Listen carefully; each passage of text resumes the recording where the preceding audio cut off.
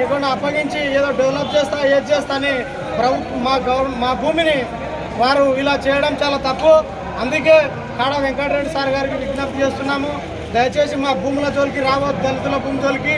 ఇదివరకు 1 ఇయర్ కింద ఇలాగే టీఆర్ఎస్ ప్రభుత్వం వచ్చింది, వారికి చెప్పాము, ఎమ్మెల్యే గారికి చెప్పాము, ఎంపీడీ ఎంఆర్కి చెప్పాము, దయచేసి మా భూములు రావద్దు అని చెప్పాము. వాళ్ళు అక్కడికి రాలేదు.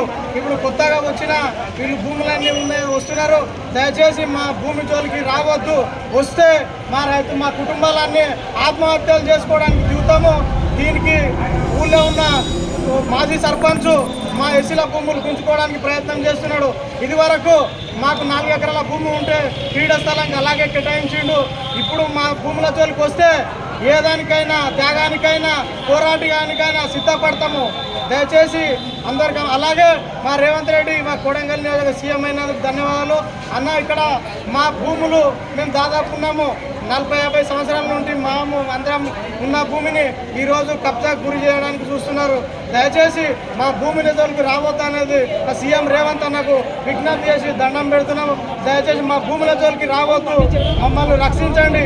పేదల భూములను కొట్టి ఎవరికో ఇస్తాము, ఏదో డెవలప్ చేస్తామని దయచేసి రావద్దని విజ్ఞప్తి చేస్తున్నాము.